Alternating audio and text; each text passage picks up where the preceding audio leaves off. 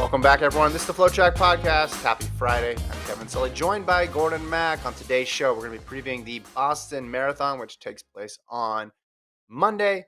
We're also going to reflect a little bit on the track season and talk about who we think should make the finals for the the World Athletics Athlete of the Year. It's been 2 years, Gordon, and I still can't get the correct terminology down. How are you doing today? Doing good. Did they give a World Athlete of the Year award in 2020? Well, that's a great question. Let me check that I don't out. think I they don't think didn't, they did. right? I know they had let's see. No, they did. They Oh, they did. did? Mondo and Yulimar Rojas in 2020. Ceremony was held Okay. virtually.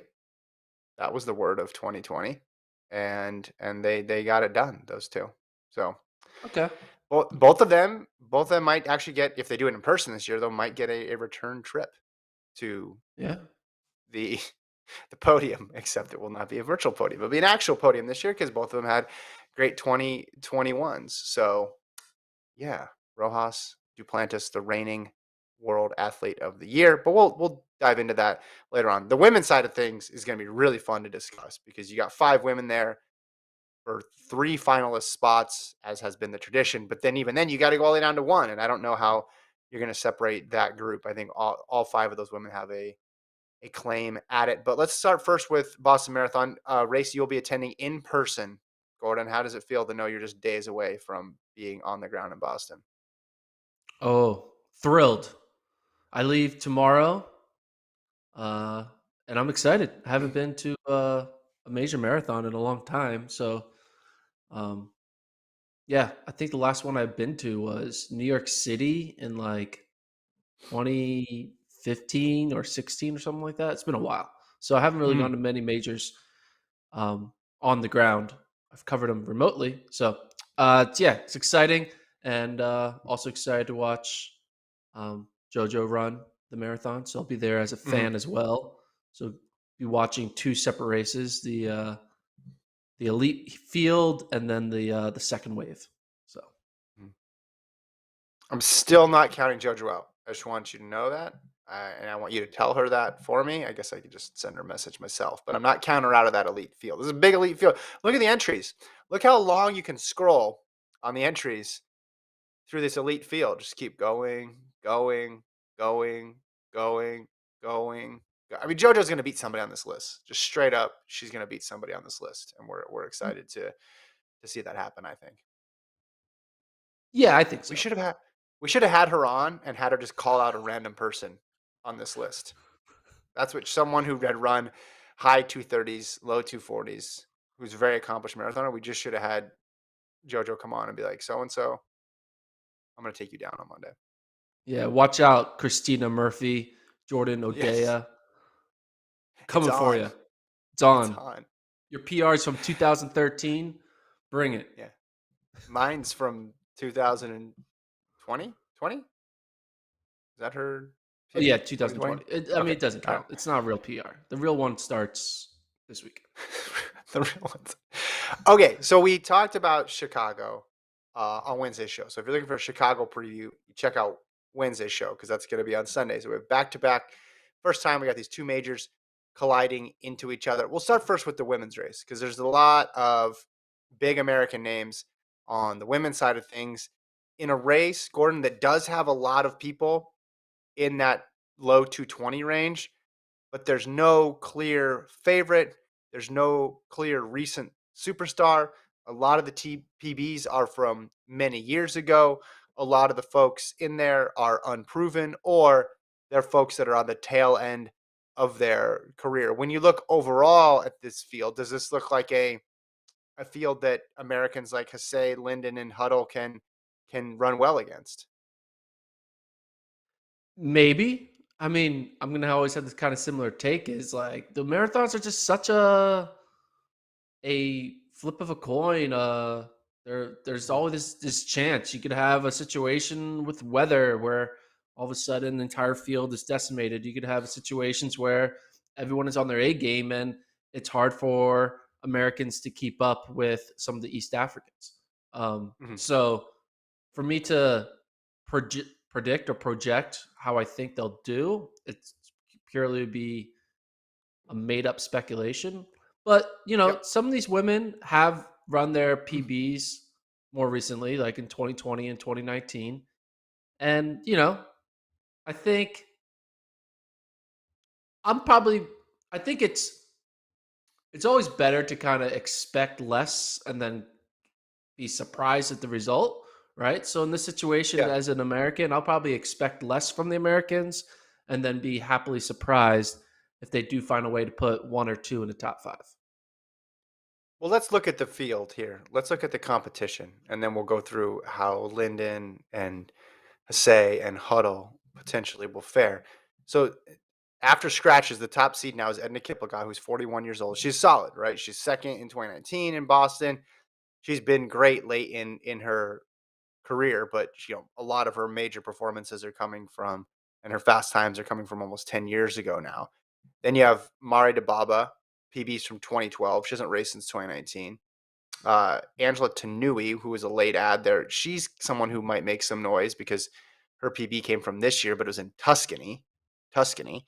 Then you have Edessa, who ran fast in 2019, hasn't raced since.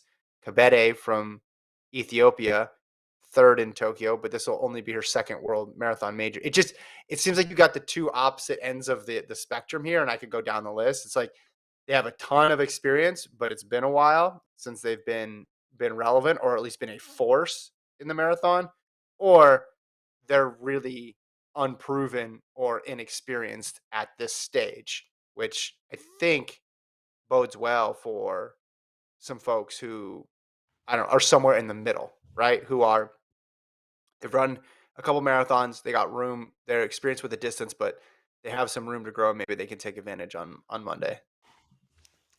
Yeah, I feel like you're nitpicking some of these top East African elites because we can find really big nitpicks on like the top three Americans. Oh, Hasay 100%. has not, yeah, Yeah. Hasay has not looked like the 2017 Hasay that ran 220. Sure, Like sure, sure. Yeah. her half marathons haven't been that fast. She didn't run that well at the trials. It's been a while since Hasay has been the poster child of the next great marathoner. Huddle, kind of similar. I mean, she has her 226 PB, which compared to people who run 220, it seems massively slow. At the Hmm. time, you're like, oh, she's just getting her feet wet, but she hasn't found a way to jump full all in into the marathon. Um, we thought maybe that would come at the trials. It didn't come at the trials. So Yeah. Huddle has kind of big question marks of, are you even ready to go to run a fast marathon? And then Linden, while she's always notorious for being overlooked and underappreciated, and she had a big moment in was 2018. Was that the or Hmm. 17? Yeah. 18. 18 when she won. At the same time, she is on the wrong side of 35, right? Is she over 35? Hmm. Yeah. So there's a point where eventually that's gonna she's not in ending her prime. She's probably on the other side of her prime. She's been doing like some crazy trail races and ultras and doing crazy running experiments, running a mile every day and adding one throughout an entire month. Right. So she's definitely fit and she's not like washed up by any means, but the question is she as zeroed in and focused on the marathon as she was 3 years ago, Yeah. like between 2016 and 2020? Yeah. I mean, the It, 50K and record, the yeah, 50K record last year showed that she was healthy, but let's not forget she was fourth in the trials. She almost made the team it's true. in Atlanta. So she's still very much relevant. I'm not saying none of these I'm not saying the Americans obviously don't have shortcomings. Of course they do. What I'm saying is when you look at the international field, this is not London where you have five women who went sub 219. This is not New Yeah, York that has Perez Jepchircher, who just won the Olympic marathon. This isn't Chicago that has Ruth Chepnegich in it, who's run 217 and has won a world title before. None of those folks don't exist in this race.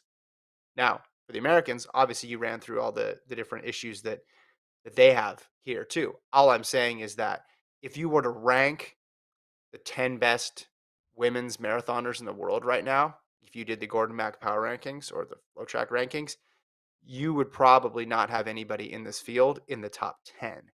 That's all I'm saying right now. Yeah. And because of that, there's no surefire top 3 Yeah, runner in yeah, this field. So again, it does give an opportunity for the Linden, Hasay, or Huddle to be one of those. Um, if I had to rank the American chances, Linden definitely is number 1 because she's the one that shows the yeah. most consistency in the marathon. Um, so if I had to put money on the American that could finish top 3, I'd put it on Linden. Yeah, But I agree. you know, Well, let's go through though. you're gonna need something special to happen for her to win again. And Yeah. Well, maybe you'll get it, right? It happens. Crazy that things would happen. be Kipchoge that would got be an 8th in London yeah, last year. That was yeah, crazy. yeah, yeah. That would be an incredible story if she won. Let's go through though. Let's define success for these three Americans. We Okay. should also mention there's a deep American field beyond them. People like Rojas, Paige Stoner have run sub 229 as well. But I like your Linden pick. I thought I was going to be a contrarian by saying she has the best chance out of anybody in here. Apparently not, because No. you are the only person I've talked to about this so far, and you agree with me. So one of one agrees. I know she told Runner's World that her buildup wasn't as good as it was for the 50K, but she does Linden. She knows how to get it done. She knows how to get the most out of herself. I like the fact that she doesn't have any pressure going into this. And I know that's a cliche, and then there actually is pressure. I don't think there's any pressure at all. She's won her major. She's clearly having fun with her running. She's appeared at Olympics before. Everything that she does at this point is just icing on the cake. So let's go through these three women though. So starting with Linden, what would you define as success for Linden in this race? Success in the eyes of her or success in the eyes of the public? Well, if when we did the recap pod on Monday, what would she have to do for you to be saying, "Hey, that was an A or B race for Linden"? Okay. A race would be top 4. Okay. B race will be 5 to 10. C race would Okay. be 11 and out. Okay. So times are irrelevant for her at Yeah. this point, right? So you're just looking at overall field. That's where she sits. Okay.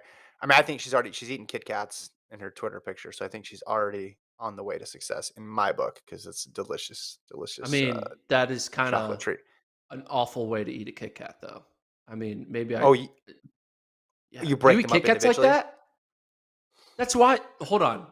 You look at that picture and you think that's normal? There's only one rule I have for KitKats. There's only one way I eat KitKats, and it's quickly. So I Oh don't my discriminate goodness. based on. So you break them up into individual pieces. Yeah, You that's do how what the it's commercial designed. says. You You break break me yourself off a off a piece of piece that. of that. Yeah, Break me off a okay. piece of that Kit Kat bar, not bite into a chunk of a Kit Kat bar. Do you Come think? on. Hold on. Can you scroll down, Travis? Put this up again. Alon, put this up again. What do the comments say? Is this the first reaction for everybody? Can we see comments on here? Okay. Carrie Goucher loves the nails. Oh, wow. Okay, Kit Kat responds. Okay, this is big here. We're not See? angry, Ches. Disappoint. Well, they made the song. They want people to follow people to follow the instructions. Man. Okay, so Kit Kat responds. Do you think KitKat just sits the social media person for KitKat just sits on the internet all day, just refreshing to see people violating the rules of KitKats? People Oh, and saying then she's someone else tapering. says, All rules are off the table. "Okay, I'm sorry about that." See, I didn't know if she did this just to trigger people or just to say, "Hey, I'm relaxed. I'm eating this delicious chocolate in the week of my marathon." I mean, Gary Munro said, I'm sorry, but this is just wrong. Everyone knows the correct way to eat a Kit Kat is to break off a finger, nibble the chocolate off like a squirrel, then devour the wafer. Okay, that's a little too For much. for a moment, Nibbling I read off the that chocolate, incorrectly. just eating the wafer by itself is a little too. That's not in the song. Yeah. breaking them into individual pieces is in the song. How do you eat a string cheese? Do you get mad when people just bite into a string cheese versus pulling the pieces off? Yes. Do you just bite into string cheese? Are you just No, I don't. I don't. okay? I don't. I don't. I pull it off. It tastes differently when you pull it off. I think the Kit Kat tastes the same regardless of how you do it. Again, my only rule is eating it quickly when it comes to a Kit Kat. I used to have different rules for like how I would eat food, like in the cafeteria when I was a kid. Like French fries, I would line them all up by height, and then I would eat the shortest one first, Whoa. and so I would just savor the longest French fry for the end. Or when I would get Smarties, I would divide them up by color, and then like see how many each color I had, and I would try to preserve all the colors. So I would eat from Yeah. the where I had four of the color to break it down so I had one of every color, and then I would eat it and be like the one last round of eating Smarties. Okay. See, I think this is a great Yeah. sign for Des. She's going in. All bets are off the table. House money. She's breaking the rules of Kit Kats. It just shows she's in a good headspace going into the marathon. I think this is a good sign for Des Linden. The fact that she's willing to anger the chocolate bar establishment in the run up to the race. She's not out there to make friends, Gordon. She's out there to contend for another major. I love it. Keep doing it, Des. So what do you what would oh we got a photo here. We got two types of Kit Kat. Which one are you? Yeah, right. I guess she's on the right side of that. She's on the wrong side of history right there. You know. Anyway, The right side of the enough Kit photo, Kat the talk. wrong side of history. Okay, so you're Right side of saying the photo, wrong side of A history. race, top four. So you have high expectations for her still. I think well earned. I think well deserved. I think you should have high expectations for Linden. I think I agree with you. She's the best bet to finish in the top American spot. Okay, let's go to the next person. Jordan Hasay. Jordan Hasay. And just to do a little recap on Jordan Hasay, she ran 2 marathons in 2020. Of course, she had injuries. She picked up injuries there, and she finished in the 2:30s in both of those marathons. She got 26 in the trials in Atlanta, 2:37. Then she went to Valencia at the end of the year after she switched coaches. Paula Radcliffe was coaching her, and she runs 2:33:51, finishes 27th. She ran in New Haven 20 in 2021. She got 17th in a 20K, running 1:14. She was not happy with her race there. Her new coach, Pete Julian, gave some quotes saying, "What's going on here?" The workouts indicated we were going to be much better than we were. So, given all that subtext, given all that we know about Jordan Hasay, she has a 220. She's run 220 in Chicago. She's one of the biggest names in American women's marathoning. What would you say would be success for Jordan Hasay in this race? And you can do any metric you'd like. Yeah, no. In my opinion, success would be being a top three American.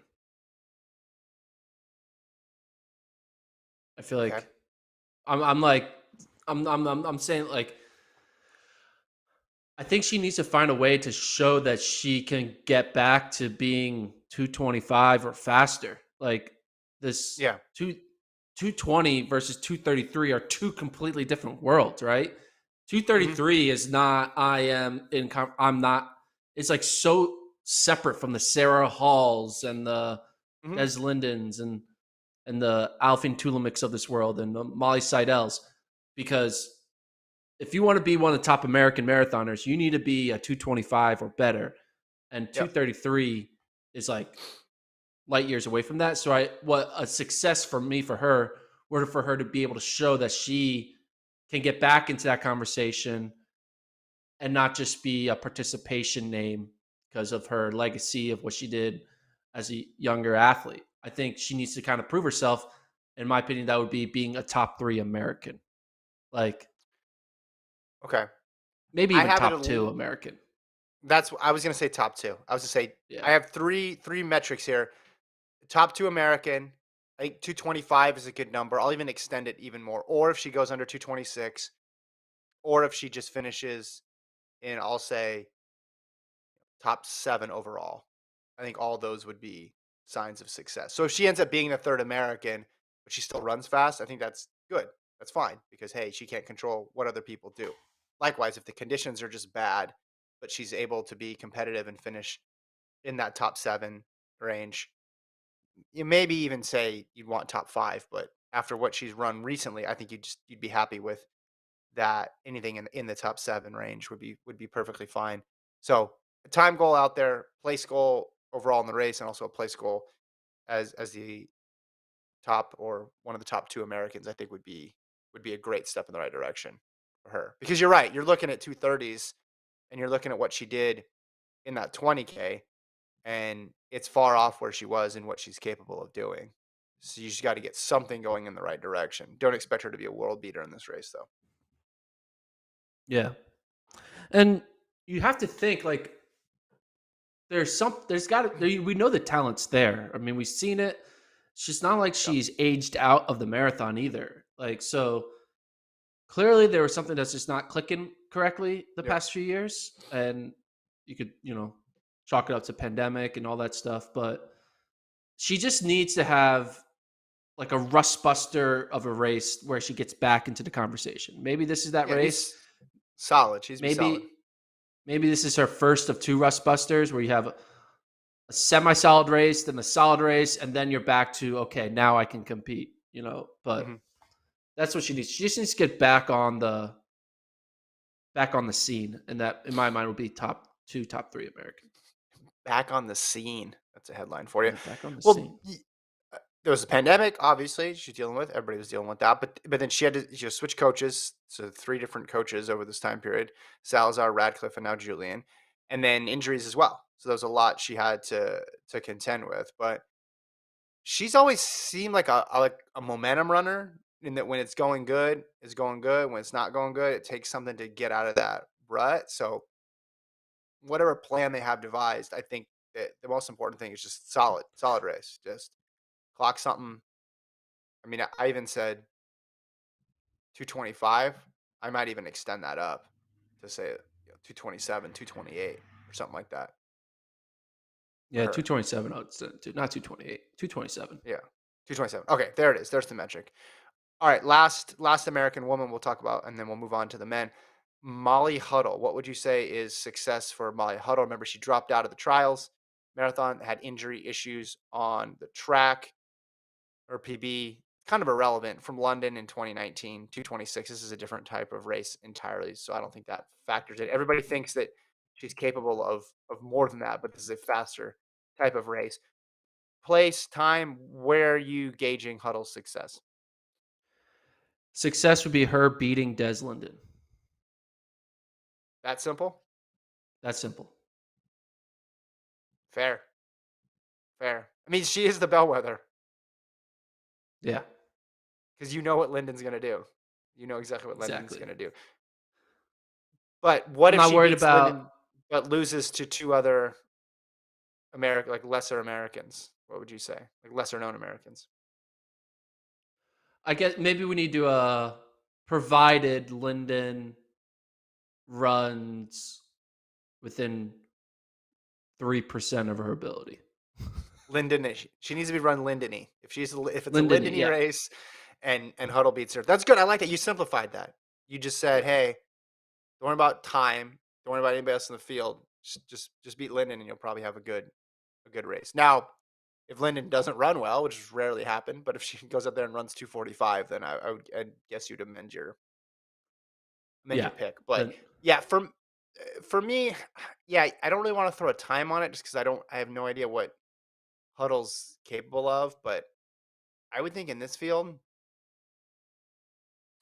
I like just to focus on Linden, but I would almost say top 5.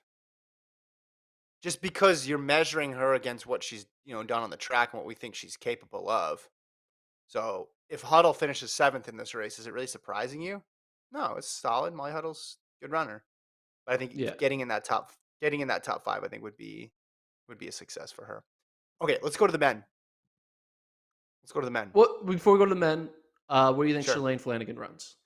Oh, okay. So this will be the second of the back-to-back. Theoretically, this one should be the slower of the 2, but that's where Shalane fools us. She runs 224. Just kidding. I don't think she runs 224. Well, I'll place the Two. over under. I'm going to place the over under at 247. I feel dumb saying this, but I'm going to go over. Okay. Yeah, I'm going to eat my words on that one for sure. Because I Mm, think what would happen is once she sees she's on sub 3 hour pace, I think she's just gonna enjoy the last couple miles and think, okay, I got 2 more of these. I can't get hurt. yeah. I don't want to push myself too much. So I'll go over that, just slightly over. Here's the thing.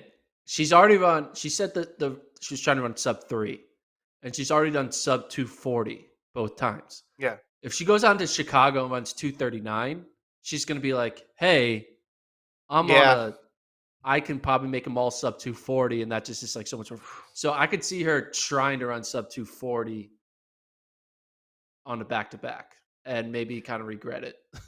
But we'll see. So well, it has the 2 previous ones have been fast, but they haven't been smooth. Look at what she said after London. She said, for the first time ever, I had to stop and walk in a marathon. She accidentally started with the sub elite men.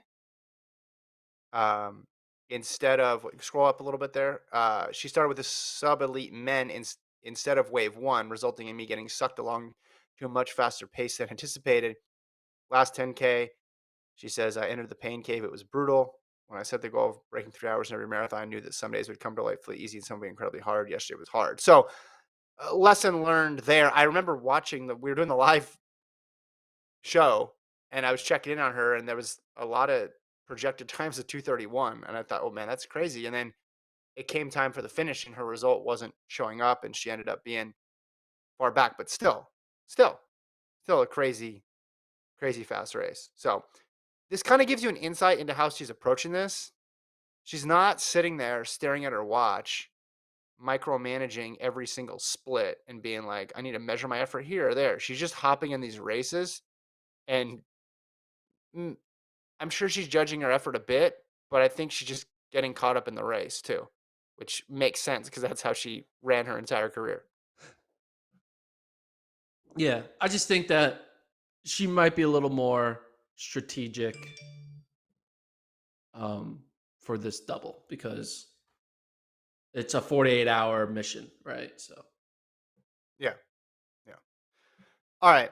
Let's go to the men, but before we do that, let's check in on the chat here.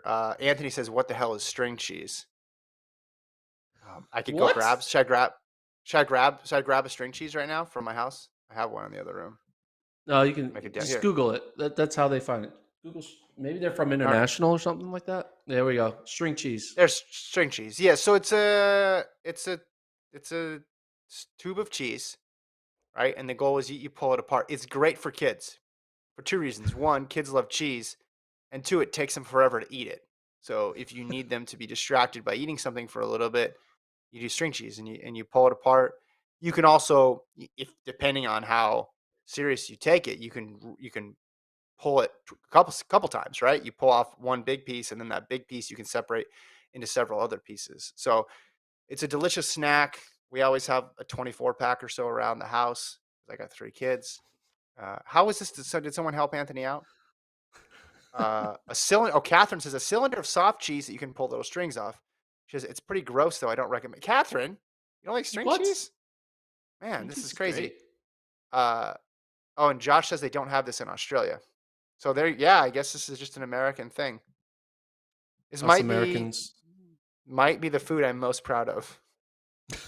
If this is an American thing, might be the food I'm You know, most I proud have of. Yeah, that's a we have like a national like bird and a national yeah, yeah. song and all that stuff. This should be the national food. String cheese.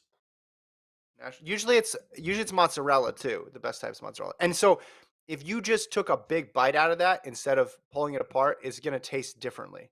And that's the magic of string cheese.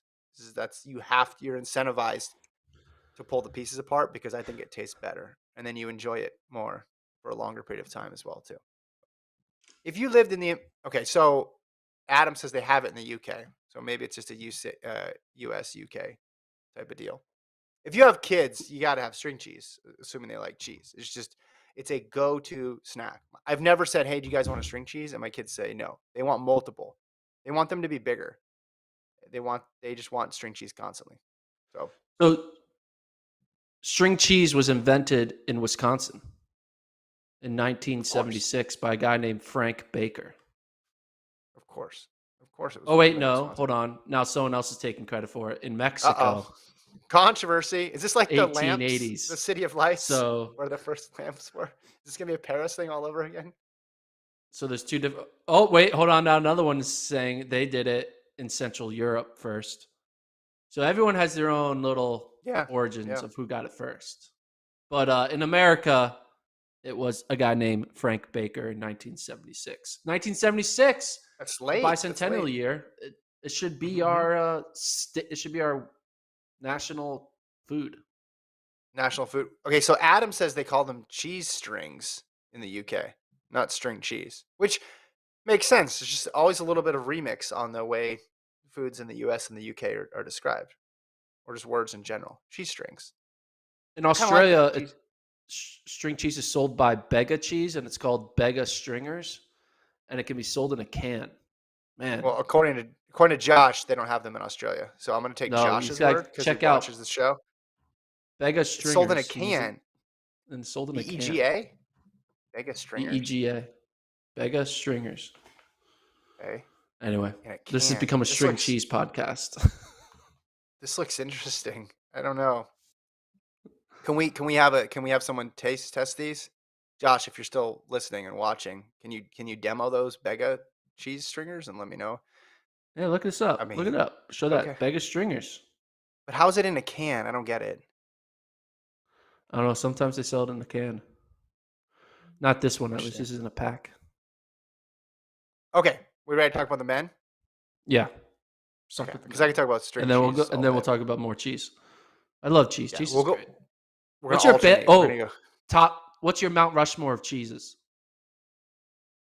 I mean, just cheddar. Cheddar's up there. Cheddar's not even in my top 4. Of course it's not, because you probably have American cheese up there. Okay. No, I got Travis Cheese is pulling up Whiz. your tweets from 9 years ago. Some people like their grilled cheese cut into 2 rectangles. Some like it cut into 2 triangles. I like it cut into 2 dinosaurs. When did I tweet Anyway, that? Oh my god, how do you 2012. find that? It's amazing. I don't remember tweeting that. I mean, I'll go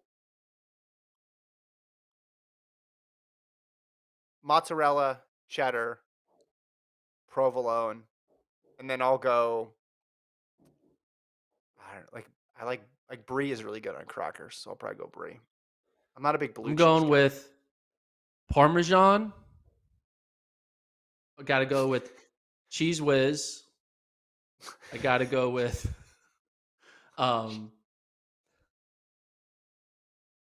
nacho cheese. No, that's the same thing as Cheese Whiz. So Yeah, that's just Cheese Whiz, Parmesan. I would go with the mozzarella. Yeah, you got to. And then probably cream Cheddar. cheese? No, brie. Brie. I'll go with brie, which is kind of like Brie. Wow. Okay, no cheddar on there. Kind of an upset. I feel like mozzarella is the Abe Lincoln of that. Like everybody's got to have. Like that's undisputed that you have to have. Cheese Whiz is number 1 for me. Yeah, that's not actually. But what's cheese was made of? Like what? I don't isn't know. it a specific type It's of cheese? magic, and you put it on steak, and then it's even more magical. But I think it's another. You eat cheese. it in the streets of Philadelphia, and it's even 3 times as more magical. The untold story of Cheese Whiz. I don't have time to read a deep dive into Cheese Whiz. Maybe I do later. We'll see. We'll see how things are going. Okay. Well, Gordon. You're getting your tweets posted from now 5 years ago. This is when we were supposed to do like advertising our shoes that we're running in. They gave us Brooks running shoes, and I was supposed to go on a long run and eat them, and not eat them, go on a long run with them. And I was like, all right, I'm going to run to the cheesesteak truck. And then I ate a cheesesteak after the run. So at 7 o'clock at night, it was my dinner. Anyway. So Cheese Whiz is just, it says I'm looking at this. I'm looking at the Kraft website. Processed cheese is a smooth, soft, uniform cheese. The color and flavor may depend on the cheese variety, mozzarella compared to cheddar. So I think Cheese Whiz is just a form of the cheese.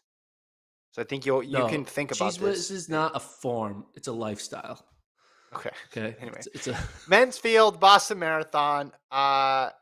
You have 3 gentlemen now who are sub 205 in terms of PBs. Again, as is the story for the women, some of the PBs are from several years ago. The biggest name in here is Lalisa DeCisa. His PB comes from 2013, and he DNF'd the Olympics, but he's won Boston twice. He won world championships though in 2019. He's always on the podium in a major every year, like consistently knocking out podiums after podium after podium. So he's the familiar name in here. He's the guy that I would pick to win, just because everybody else, there's a ton of question marks, but there's also a lot of upside with some of these runners. So I don't know. Internationally, it's tough to sort out. For the Americans, you got Abdirahman, Scott Fauble, Colin Benny, Scott Smith. I think this might be a situation where we're gonna have a interesting breakout for an American, but I'm not sure who it is. But the other interesting thing to note, two really, really fast half marathoners are jumping in this and could factor in Ymer of Ethiopia, who's run 58:33. He's not technically a debutant because he DNF'd in Valencia, but he's run sub 66 times, and then Barsetone of Kenya 59:09 Gordon in the half marathon for him.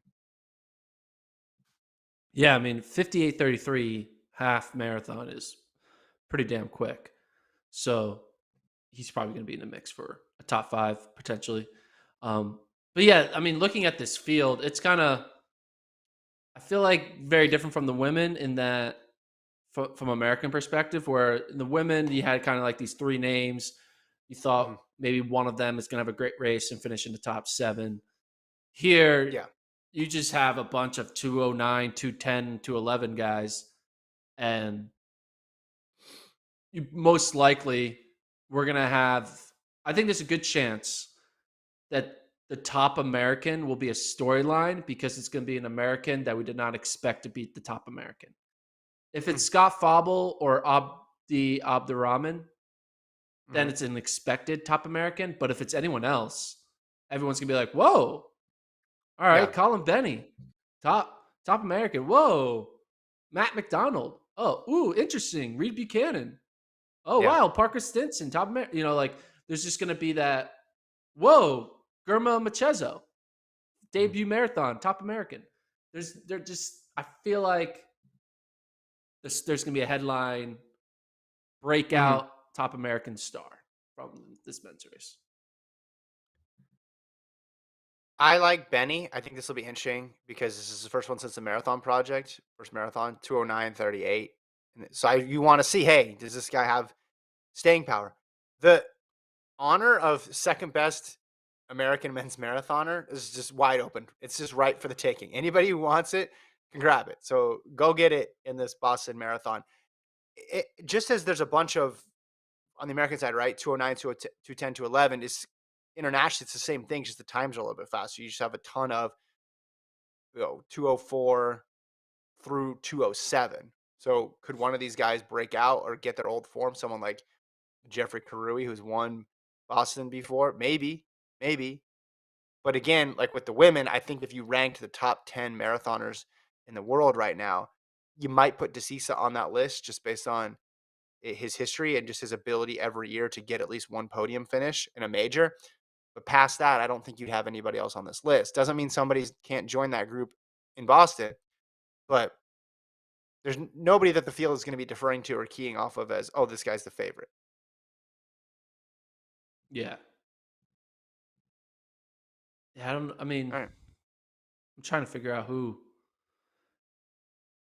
Sometimes it's just so hard to read marathoning. It makes me think, like, I feel like sports books could make a lot of money on marathon betting, because there's gonna be so many bad beats that happen in a marathon that you're just, it's, people are gonna think they're gonna make so much money and then not. So, I mean, who would you say is the?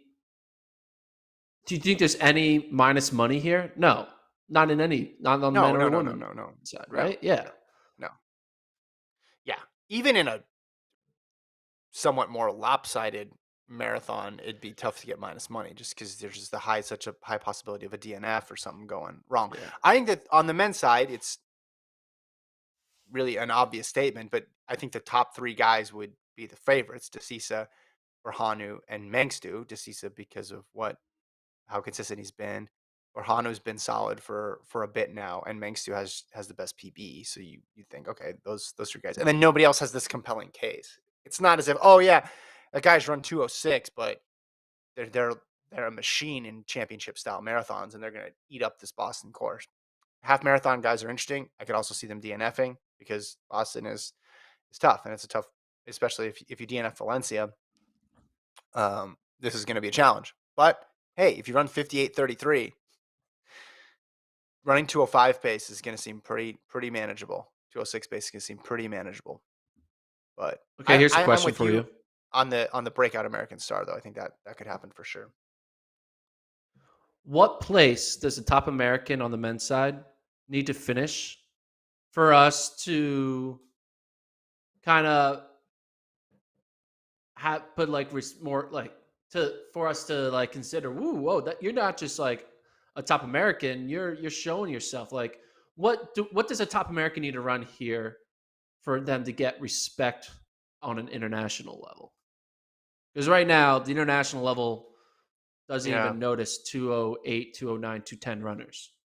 I think it would have to be something pretty stacked. Like I think it would need to be a top three.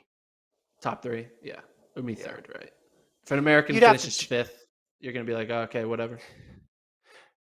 It depends on the nature of fifth. This is one of those things where it's 5 wide coming down Boylston, True, then yeah. you'd still get respect. But if it's one of those where top three are within 30 seconds, then there's a 2-minute gap for fourth, and there's another minute gap for fifth. That's just not going to bring in the type of respect that you're talking about. I think if someone finishes third here in this race, then that person de facto, and depending on what happens in Chicago the day before, is going to be, hey, this is the second best marathoner in the United States. And it might be too hasty to make that proclamation, but what other evidence are you going to go off of? I guess you could wait till New York and see the results there, but nobody else has made a compelling case. It's Rupp and what we need to big do guy. is we need to bring back the marathon project, but only bring back 4 dudes. No, 3 dudes. And it's just a 3-man race for the title of second best marathoner in the US. So you bring the second American that finishes at Chicago behind Rupp, top American at Boston, top American at New York, and then we take those 3 athletes, put them in a chamber, don't let them talk to their family for 6 months, and then make them run a marathon. Yeah. And then we live stream it, make a reality show out of it. And it says, and then Galen Rupp is the host. And it's like, they're all challenging each other for the opportunity to race him in the next marathon. I mean, who's number 2 does have a nice ring to it. Only you would come up with a reality show where the premise would be, who's the second best at something. That's incredible. With the number 1 guy being the host, Galen Rupp as the host. That's what I want. That would be funny. Okay, that's the twist that makes it worth it. On its face, and like, it's amazing. The challenges are like Galen Rupp's workouts. Like those are the challenges, and so like each challenge like has to like pace him and like be his rabbit for like a workout, and then there's drama. They're talking in the phone booth like, oh, I just did a tempo with Galen, and he broke me at mile 4, whatever. I don't know. But like, here's the problem with it. Here's the problem with your fake show. Do you think? I mean, Rupp's not going to give up that sort of intel. He might host it, but I don't think he wants anybody seeing the workouts, right? He can give it up. He's too good. He can give. I mean, that is not the number 1 problem. The number 1 problem isn't Galen Rupp showing his workouts. Oh, 100%, 100%. All right, we good on that one. And they'll be eating string cheese, and we'll get an ad sponsor from Bega Cheese, so we can appeal to the Australian audience. Oh my goodness, I do show a lot of that's a good grilled cheese. Look at that. It's a double-decker grilled cheese. Is this 2018? Is that what that says? It's from 170 weeks ago. Oh, another one. 2 slices of rye. Wait, is this the same one? This is a different one. Those are 2 different grilled cheese photos. What are you doing, man, with your life? What was going on here? I was making grilled cheese with bacon and Whataburgers, creamy pepper sauce. That's 2 slices of rye bread. Well, hold on. Here's a shot of your fridge. This is just getting embarrassing. This is what happens when I go.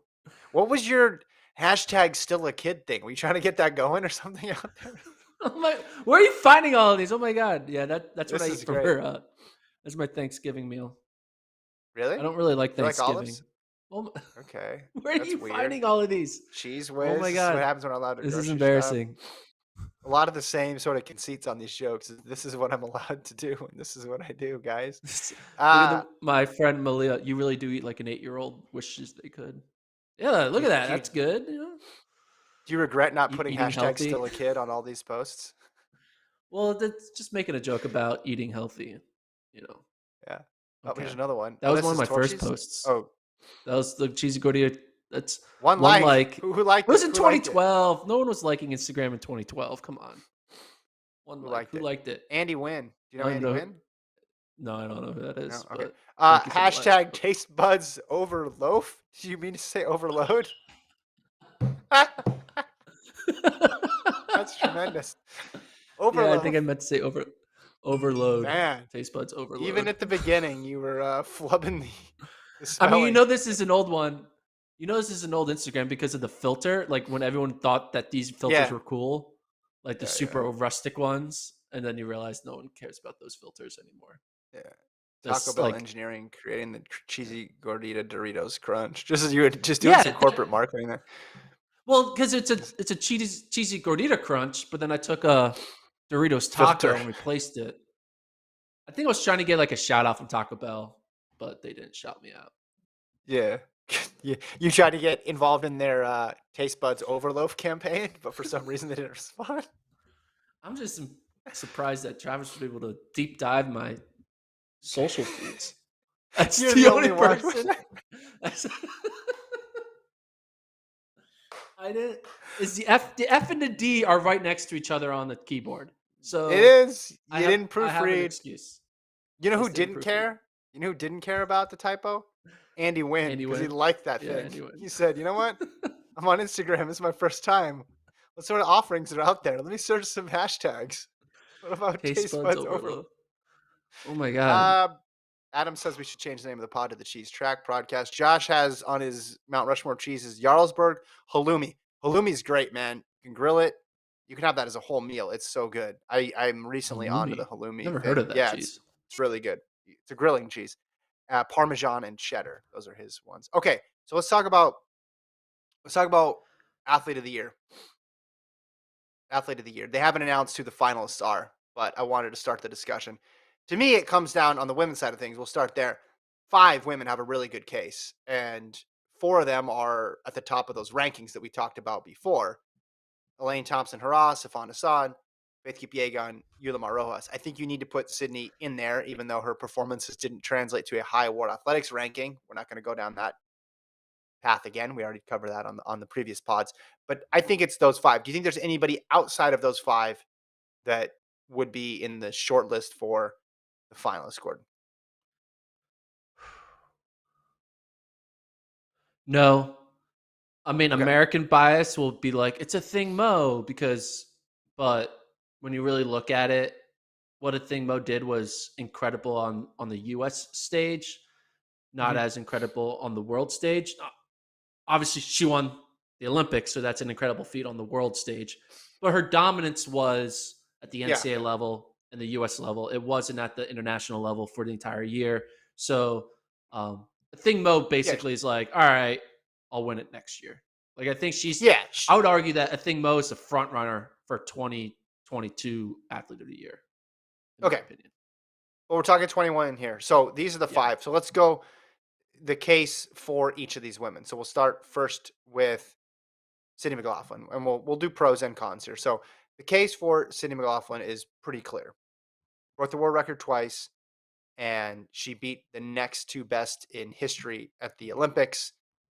She beat Dalila Muhammad at trials as well too. So this race was historically fast, and she was at the top of it all.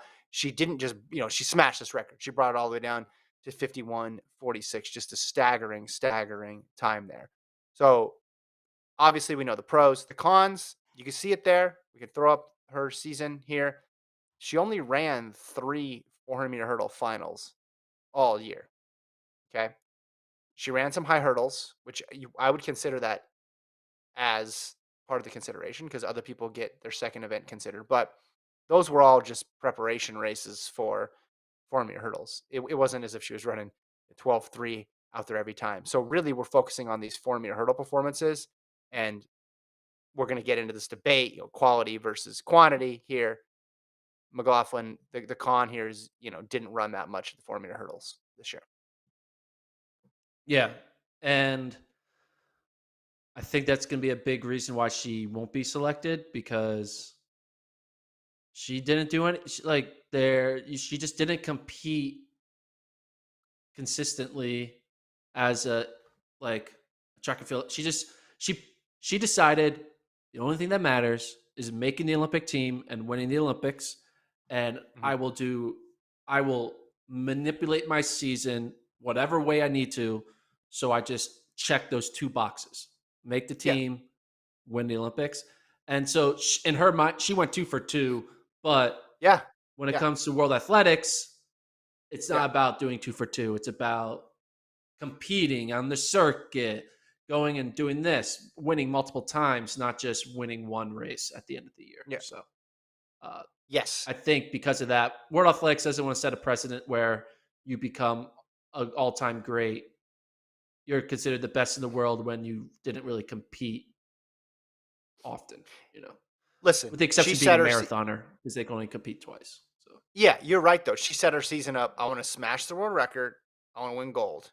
She did both of those. I don't think I want to win World Athletics Athlete of the Year was on her list at all. So, and you can see that. You can see that in how she set up her season. Any other year, no brainer, finalist, probably going to win. But this was just such a tough year, which is why we're doing this exercise of breaking down all of them. She also has the 4x4 medal, so you can throw that in there as well too. But again, it's tough because then how do you weight that against people who just don't even have the opportunity to run in a relay? So that's Sydney McLaughlin's one case for the one more athlete of the question year. on Sydney. Sure. One more question on Sydney. Do you think she's going to keep this format in 2022, where she kind of stays low key early in the season, makes the team, tries to win a world title? Or do you think she'll kind of go back to kind of doing the circuit and running more often? Yeah, because if you look at 2019, she ran more diamond leagues and she didn't do the high hurdle thing. You know, does she do the high hurdle thing because obviously it set her up perfectly to thrive in the lows later on, or does she figure and her coach figure, hey, we tapped out that part of it. We don't need to go do that every single year. We can run more 400-meter hurdles. Because you look at 19, she ran 1, 2, 3, 4, 5, 6, 7 400-meter hurdle finals that year. Now, the season was a little different, right? We had her final taking place in October at the World Championships. So we had more Diamond League meets. Well, we had all the Diamond Leagues before the World Championships, which could have helped out a bit. But she just ran much more frequently in the 400-meter hurdles. So I have no clue to answer your question. I don't, maybe she sees that as something she needs to replicate. Maybe she sees it as something that she doesn't need to do anymore. Um, I'll venture to guess she'll run more than she did in 2021, but less than she did in 2019. How about that? I will venture to guess that she'll do the exact same thing she did in 2021. I think But does that she'll mean you think she's going to see, run the high hurdles again? She'll do the high hurdles again, or she just won't race yeah, that much at all? I Okay. think she's All right. going to try. I think she can look back at this season and be like, it worked. Broke the world Mhm. record. I PR'd and I won an Olympic gold. Why go back to the 2019 version where I don't Sure. break the world record, I get second? So I think we might see the same amount of Sydney on the big stage by Yeah. being.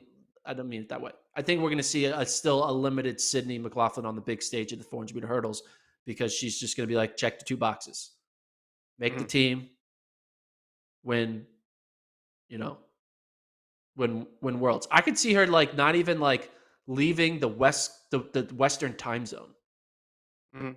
Like I think she's going to stay in the same time zone the entire 2022 year. She'll just be in California, run some California meets, go up to Oregon, Yeah. run the Oregon meets, come back to California, go back to Oregon. Like, I think she'll be like, screw it. Like, does she need to go all the way to Norway to run in the Bislett games to get an appearance Yeah. fee of Right. Right. $30,000? No, she's gonna be Right. like, Right. whatever, you know. That's probably a welcome, not just for her, but for a lot of U.S. based athletes to finally have it be more American centric this Yeah. year. We don't know what the meet schedule is going to look like with smaller meets popping up, but you assume that stuff will be there if the demand is there. Okay, that's the case for and against McLaughlin for to be a finalist. Next up, Elaine Thompson, hurrah! Elaine Thompson, hurrah! Let's talk about her. Let's talk about Elaine Thompson, hurrah! Now, her case is just really strong. Let's not kid ourselves here. Elaine Thompson, hurrah's case is extremely multifaceted. So she double gold, one and the two. So she performed at the highest stage, number 2 all time in 2 events. So she put up historical performances in events where we didn't really think that upper echelon was going to be unlocked by anybody in the current era. She proved us wrong. She ran 4 sub 10.7s this year, and she raced a lot. She raced frequently. She raced a lot before the Olympics. She obviously thrived at the Olympics. She raced a bunch after. The only downside on her resume is that she lost a few times. But when you race a bunch, you're going to lose. It's just going to happen that way, and especially when you're racing Shalane Fraser Price, who in any other year, Thompson Rod wasn't there, she'd be a finalist as well too, because she'd be looking at a gold medal and she'd be looking at historic times herself. So I think Thompson Hurrah has a great case here to be included and potentially be the winner, Gordon. Yeah, I mean, I think she has the best case if we're getting ahead of ourselves. And her cons of her you said there was 4 losses. Yep, in the 100 and the 200. So one of the losses she ran 1064, and that was Yeah, considered that a is, loss. yeah, Another loss yeah. was third at the national championships, Mhm. where she ran 1084. Still incredible. And then what was her other 2 losses in the 200? Yeah, she Whoa. had an Well, early actually, season rust bus. there's a there's a 5th loss. Okay, so you don't Oh, sorry. heat No, round no, no. losses don't count. Okay. I'm not counting the heats. Yeah, come on, Yeah, come on. that's true. No, What happened? We need to do it. We need to go back in time. What happened at the Miramar Invitational on April 10th of 2021, where the future potential GOAT got 4th in a 200? Who beat her in yeah, that race? rust I need to see buster. the results of that race. Is there any way we can find the results of that race? I'm trying to pull them I up right for, now. that's I definitely wild remember that that that's on her happening. resume. That's just wild. But again, I'm not going to hold that against her. No, no, no. I'm just kind of flabbergasted that, you know, she's one of the greatest and she has a 4th place finish.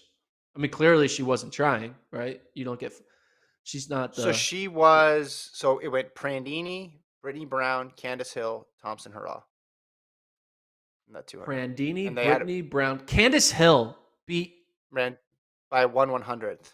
Yeah, 2.3. It was so early. I mean, you have no idea what I know, shape. but that's just hilarious. Candace Hill beat Elaine Thompson Hurrah Yeah. in the year of 2021. Hmm. She's got to put Hmm. that.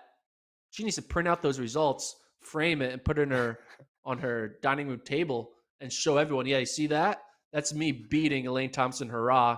Oh, you must have beat her when she was washed up or like, but when she was young. Yeah. No, I beat her the No. year 2021 where she had the best season of her life.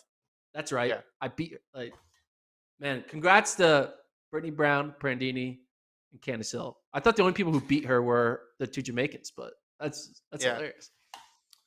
So it sounds like you think her case is pretty solid here overall. There's Yes, not many, more than many. solid. Again, yeah. And It's again, like I'm the platinum. type of person where obviously the undefeated season is great. It sounds good, but I'm the type of person where I wait more frequent competitions and I allow Yeah. for some losses if you compete more regularly. It's just the way I approach it. And if you Next want, up. you could count. You could take away. So you could. I know it doesn't count, but you could technically say the Jamaican National Championships is a prelim for the No, I'm Olympics. not. No, So you could it's not. say It's her it's 3rd not a place thing. finishes at. I mean, it is. No, It's a qualifier. It's a qualifier for the Ultimate no, Olympics. So no, no, you said to no, finish top no, 3 and go no, to the Olympics. So she was just no. qualifying. Yeah, She was getting that's a her bad take. auto Okay, gold. no. So, but what you could do is say, hey, let's just forget the 200. Let's just consider the 100, and then how many? So then she only has is it one Two. loss? I think. Oh, it's two losses still. Okay, Yeah. but you don't get the same. Then you wouldn't get to brag about the gold in the number 2 time all time. So that's Elaine Thompson Haraz case. Let's go now. Next up, Sifan Hassan. Sifan Hassan's case to be Athlete of the Year finalist. She obviously attempted the Hassanathon in Tokyo, almost pulled it off, but the fact that she even went for it is just remarkable. 2 gold medals, 5 in the 10, got the bronze in the 1500 to Faith Kipyegon and Laura Muir. 10K world record. Now, she only had it for a day, but she had the 10K world record as well too. Competed in a variety of distances. Was spectacular in all of them. If you're looking for cons, if you're looking for drawbacks, she did lose 4 times. 3 of those losses were to Kipyegon in the 1500. Kipyegon clearly had her number in the 1500. But then if you scroll down and you look at 5 and 10, she was top notch. She went, I guess, in finals there, 5 for 5 there, and hit the biggest ones completely out of the park. So this is where it gets tough in track and field, because how do you compare this unprecedented triple attempt where she got 2 out of the 3 possible golds with athletes like McLaughlin, who only had 1 individual event, or someone like Thompson Hurrah, who had a more conventional double, or Kipyegon, who we're going to talk about later, and Yulimar Rojas. What do you think about Hassan's case? I think Hassan's case, in my mind, would have been perfect if she decided to call herself just a 5'10 runner. If she would have been like, I'm a 5'10 runner, she would be looked very differently. It's like she got better. Her resume got better and worse at the same time when she extended to the triple. It got better because it's goddamn impressive what she did with the 2 golds and 1 bronze. Mm-hmm. But then it got worse because bronze looks worse than no bronze in a weird way. That's how we work, right? We rather you go 2-0 than 2-1, right? So, um, Sure. Would what the test I like to do is just don't even consider the 15. Would she be a finalist? Because she still would have had double gold in the 5 and the 10, and she would have been undefeated in the 5 and the 10. She would have had a world record in the 10 briefly, and those dominant Olympic performances. But her PB in the 5 ended up being 14:27. I don't in a year this good. I don't know if that would have been enough. I think really? it's the fact that yeah. I mean, that wouldn't be enough to make her a finalist. I mean, that we just talked about Thompson Hurrah's resume.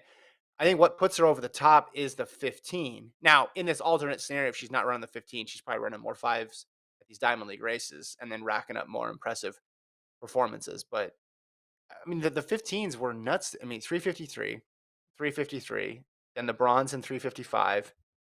Uh, Brussels, she went for the world record, didn't get it. 358. She went toe to toe with Kipyegon a number of times. So you're right, the 2-0 versus 2-1 thing, but I think that's so short-sighted and so limiting. I don't like that that's how we think. I think it should be, man, she tacked on an extra bronze in a third event. Yeah. I think that like I said, her resume got better and worse at the same time.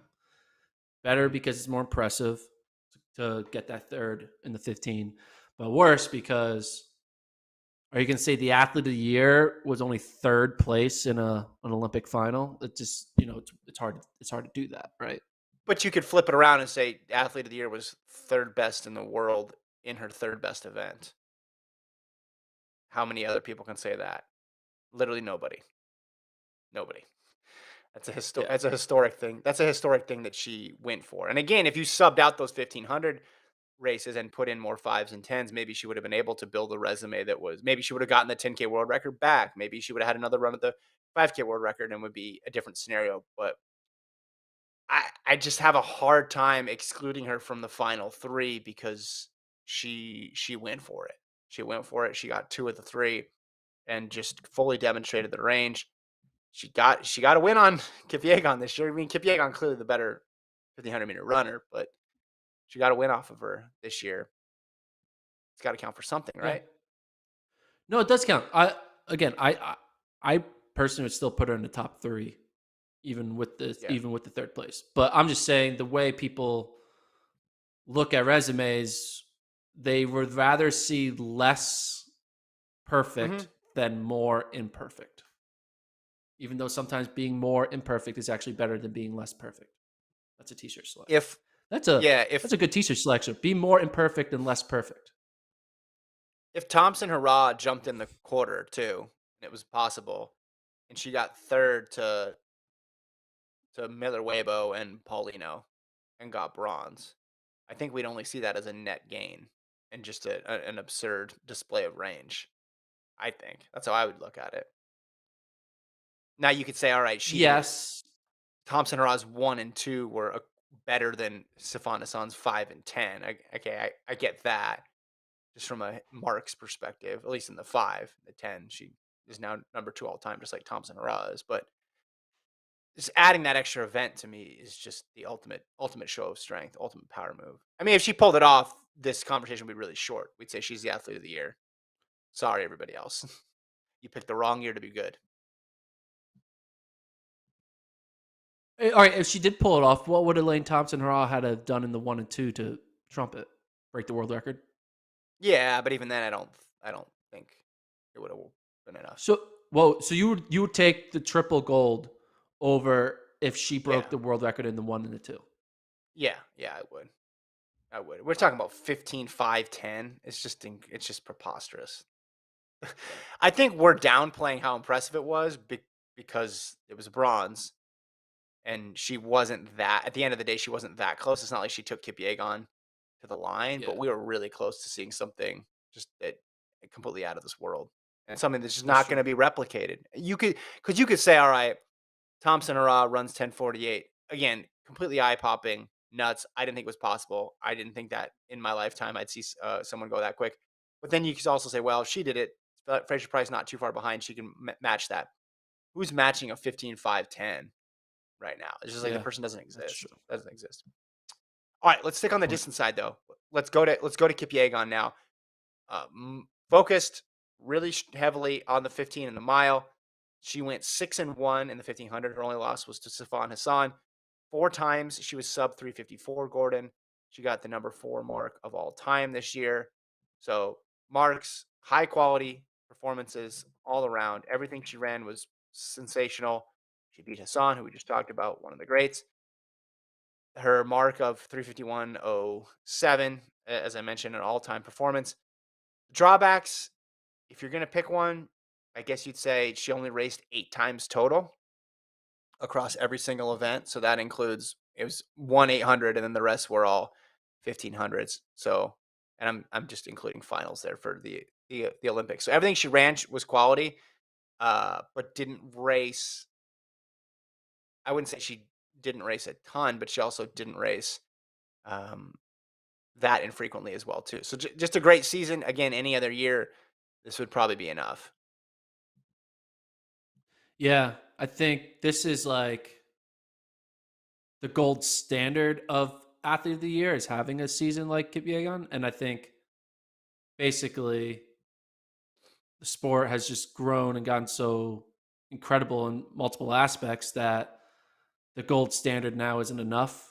I like to say now you need Yeah, that platinum standard, which is what, Elaine Thompson yeah. Hurrah is doing, what, some other people are doing. So it's that weird situation where greatness can be trumped by even greater greatness. And I think she's just showing greatness here. And Hmm. I don't know what else. I mean, even if she would have replaced that one loss with a win, Yeah, yeah, the resume would have needed a world record, I think, or something like that, or like a world record twice, right? yeah. Because in a way, in a vacuum, she kind of had like a similar like off the radar season as Sydney, because Sydney didn't run a lot. But now Sydney, I would say, had a better resume than Kipyegon, though, because Sydney at least broke the world record twice. Whereas, like, if she was out there and ran like three I mean, instead, hold on like, though. Hold on 1 second though. I mean, she did race her number one rival 4 times yeah, this year. So she jumped in more diamond leagues than obviously Sydney did this year. Sydney didn't run any. yeah, but I'm just saying, like, she the thing is, she like, didn't maybe she didn't she race a didn't lot compared dominate. to a sprinter. She didn't race a lot Yeah, compared to a sprinter, which it's a different event. And she didn't race a lot compared to, Hassan raced more because she's racing a bunch of events. I think the thing that hurts her is you look at the 15, you say, okay, well, it's tough to compare a 1500 runner to a short sprinter because a short sprinter can double and a 1500-meter runner can't. But then Safan yeah, Hassan's just out there doing 3 events, and she's saying, oh, really? You can't yeah. double? You can't do an extra thing? Like the bar has been raised so high here. I mean, everything Kipyegon did was quality. Right? There was no, And also a even when short she lost, it was just good race after good race for her. sprinter can chase fast records, whereas Yes. she doesn't need to be trying to run 350 every time. She can go out there to win in 358. And that in a weird, wild world, you're like, oh, yeah, 358. Okay. Sure, you got the win. But it's like, no, you won. You beat, Hmm. probably 4 of the best runners in the world in that specific race, and you beat them. But, Yeah. she's a victim of other people's greatness, I think, in my mind. That's her con, being a victim of other people's greatness. Last one we'll consider Yulimar Rojas. Yulimar Rojas, triple jumper, probably under the radar because she does triple jump, even though she was the athlete of the year last year. She was undefeated. Gordon broke the world record this season. This season alone, 4 of the top 5 marks in history. That's what she put out there. And if you're looking for a reason why she shouldn't be in the top 3 or even the actual athlete of the year, you got to really nitpick. You got to really go. I guess you could say, hey, she only triple jumped 8 finals, but that's a stretch here. You could go to that Monaco performance there, and you see it there where she got second, but that was the weird seating, right? The weird, what do we call that? The like 6th round jump off thing. Yeah, the jump off thing. So to throw her out because of that is tough. For me, that's why I said she's undefeated. When I say undefeated, she's undefeated in having the farthest. I mean, she was 15-12 in that competition, and the winner was 14-75. So let me clarify. She had the farthest jump. This is a track and field thing. We got to have all these caveats. She had the farthest jump in every single competition this year. She wasn't undefeated. She had the farthest jump. I don't care. I'm throwing that out. And if she's not considered because of that, I think that's ridiculous. What do you think of her candidacy?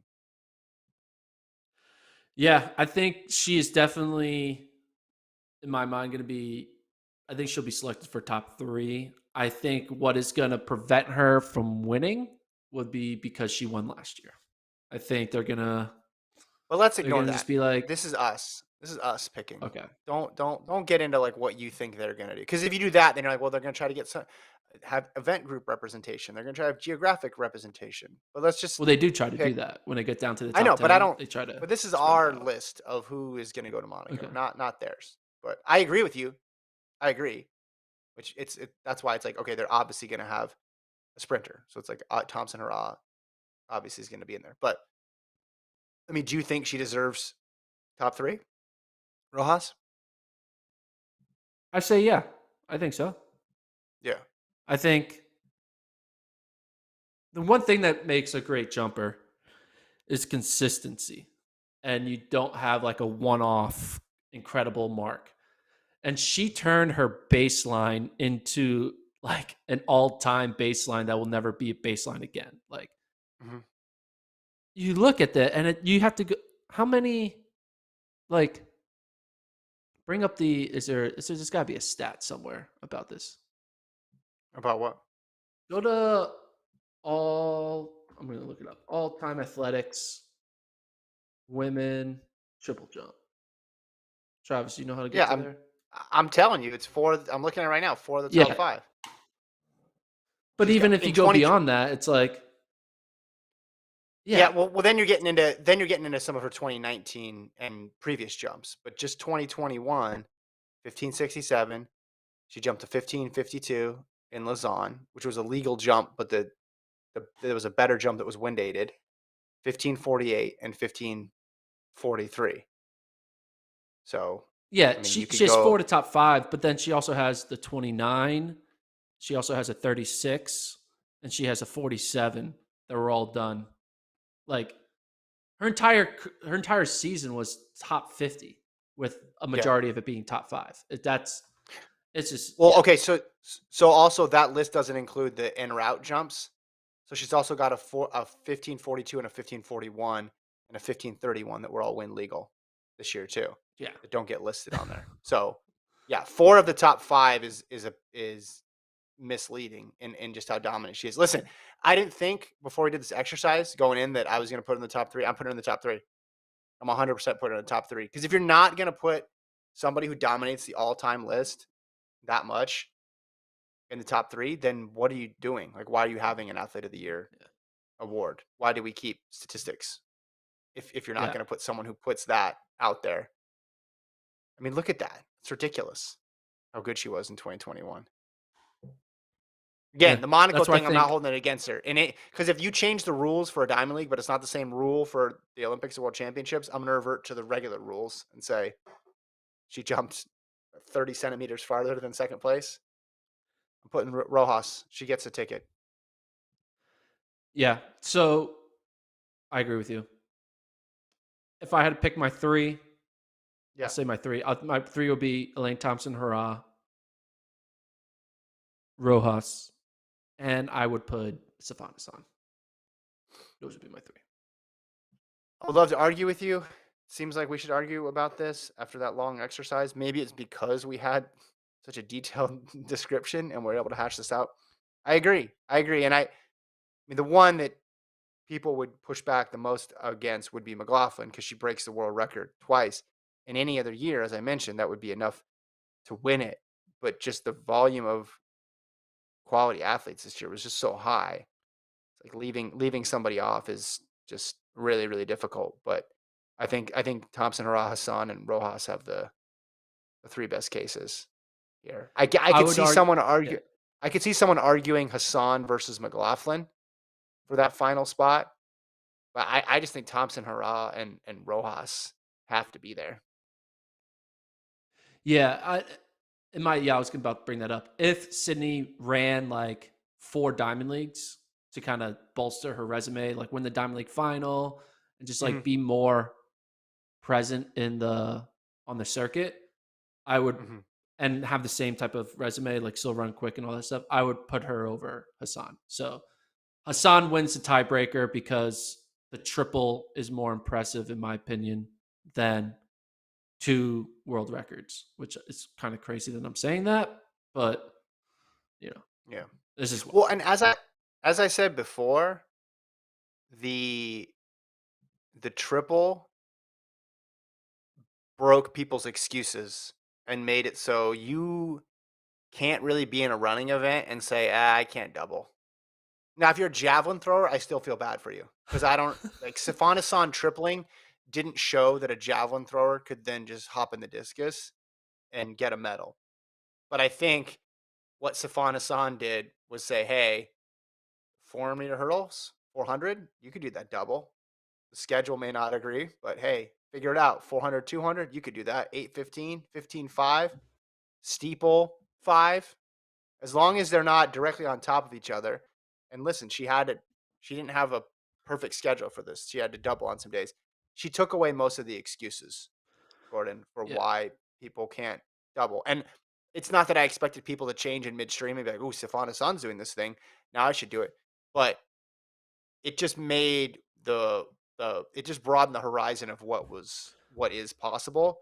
So ordinarily you'd say, well, 5 and 10, that's not fair. 1 and 2, that's not fair. They have an advantage over other people because they have these naturally compatible events. But when she throws in the 15 there and does it at the highest stage, you start thinking, well, maybe other people really need to do something equally bold to garner the attention. I think we should go over the men's athlete of the year pros cons next week. Yeah, I agree because maybe someone will run a marathon so fast this weekend, so impressive. There you go. Maybe they'll double. Maybe someone will do the Chicago-Boston double that we haven't heard of, and they'll win it. I'm talking about not like a guy named like Jake who's going to run both of them in 4 hours. I'm saying somebody's going to do it so impressively that we have to talk about them. Yeah, that's a good point. What do the men? Let's draw them on the men. I wanted to start the discussion for the women. So if you disagree, email us flotrackpodcast@gmail.com or comment on YouTube. Hop in the live chat too. We'll be doing a live pod. The plan is Monday. Doing a live pod right after Boston. Stay tuned to figure that out on social channels / the website. But we'll leave it there. Thanks to Alon for producing. Thanks to Travis for producing. Appreciate everybody tuning in on this Friday. Hope everybody has a great weekend. Enjoy the marathon double that we have going. You can watch the races in Australia live on FloTrack. In Canada. Talk to you guys next week.